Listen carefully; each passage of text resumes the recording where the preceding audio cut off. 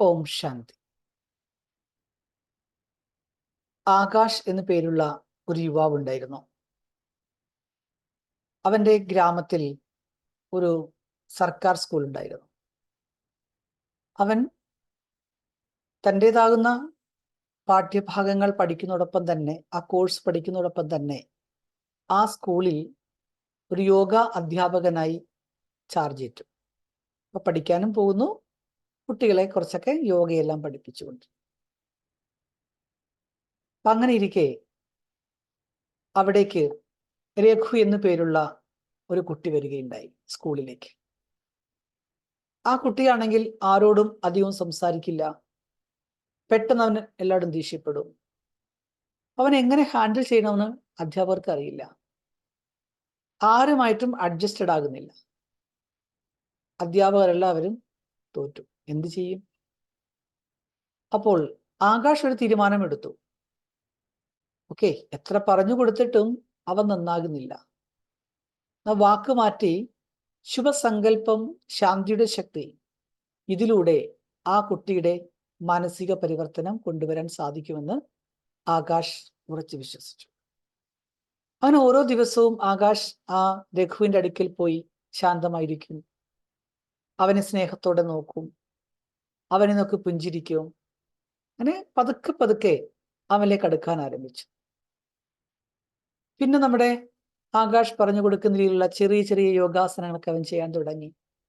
അങ്ങനെ മാസങ്ങൾ കടന്നു പോയപ്പോ രഘു ആകാശത്തൊപ്പം കൂടി യോഗമെല്ലാം അഭ്യസിക്കാൻ തുടങ്ങി. അവനും എല്ലാവരെ പോലെ ചിരിക്കാൻ തുടങ്ങി, എല്ലാവരും സഹകരിക്കാൻ. നമുക്ക് ഇവിടെ ആകാശ് ഒരിക്കലും രഘുവിനെ ഉപദേശിക്കുവാനോ കുറ്റപ്പെടുത്തുവാനോ ഒന്നും ശ്രമിച്ചിരുന്നില്ല. പകരം തൻ്റെ ഭാഗത്തു നിന്നും ആ നിഷ്കളങ്കമായ ഒരു സ്നേഹവും ആ പുഞ്ചിരിയും സ്നേഹത്തോടുള്ള നോട്ടവും എല്ലാം കൊടുത്തുകൊണ്ടിരുന്നു. അങ്ങനെ ചിരിച്ചുകൊണ്ട് മറ്റൊരാളെ ചിരിപ്പിക്കാൻ, ശാന്തമായ ദൃഷ്ടി കൊടുത്തുകൊണ്ട് അവന്റെ മനസ്സിൽ ദേഷ്യത്തെ അടക്കാനായിട്ട് ആകാശിന് സാധിച്ചു. അതുകൊണ്ട് സ്വയം ഭഗവാൻ പറയുന്നു, എവിടെയാണോ ഒരു വാക്കിലൂടെ ഒരു കാര്യം നമുക്ക് ചെയ്യാൻ സാധിക്കാതെ വരുന്നത്, ഒരു കാര്യം പറഞ്ഞു ബോധ്യപ്പെടുത്താൻ ഫലിപ്പിക്കാൻ പറ്റാതെ വരുന്നത്, അപ്പോൾ നമുക്ക് ശുഭഭാവനയിലൂടെ അവിടെ പരിവർത്തനം കൊണ്ടുവരാൻ സാധിക്കും. വാക്കുകൾ തോക്കുന്നെടുത്ത് സങ്കല്പ ശക്തിയെ അപ്ലൈ ചെയ്യും. എവിടെയാണോ വാക്കുകളുടെ കാര്യം സക്സസ്ഫുൾ ആകാത്തത്, അവിടെ സൈലൻസിന്റെ ശക്തിയുടെ സാധനമായ ശുഭസങ്കല്പം, ശുഭഭാവന, കണ്ണുകളുടെ ഭാഷ, കരുണാഭാവം, സ്നേഹത്തിന്റെ ഫീലിങ്സ്, ഈ അനുഭൂതിയിലൂടെ നമുക്ക് ആ മാറ്റത്തെ കൊണ്ടുവരാൻ സാധിക്കും. അതുകൊണ്ട് ഭഗവാൻ നൽകുന്ന അവ്യക്ത നിർദ്ദേശം അനുസരിച്ച് നമ്മൾ പഠിക്കുന്ന പാഠം എന്താണ്? Power of silence is greater than words. വാക്കിനേക്കാൾ കൂടുതൽ ശക്തിയുണ്ട് ശാന്തിയുടെ ശക്തിക്ക്. അതായത് when words fail, silence speak. വാക്കുകൾ തോക്കുന്നെടുത്ത് നിശബ്ദത സംസാരിക്കാൻ ആരംഭിക്കും. മറ്റൊരു പ്രത്യേകത, pure intention can transform others.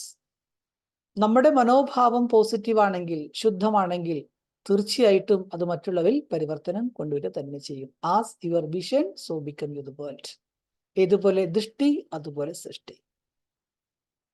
Consistency in practice leads to mastery. ഒരു ദൃഢമായ അഭ്യാസം നമ്മൾ ചെയ്തു കഴിഞ്ഞാൽ, ഉറച്ച മനസ്സോടെ മുൻപോട്ട് പോയാൽ തീർച്ചയായിട്ടും സിദ്ധി നേടാൻ കഴിയും. Practice is the mother of perfection. അടുത്ത്, eye speaks the language of the heart. അല്ലെ, കണ്ണുകൾ എപ്പോഴും ഹൃദയത്തിന്റെ ഭാഷയിൽ സംസാരിക്കും. അത് നയനങ്ങളുടെ ഭാഷ.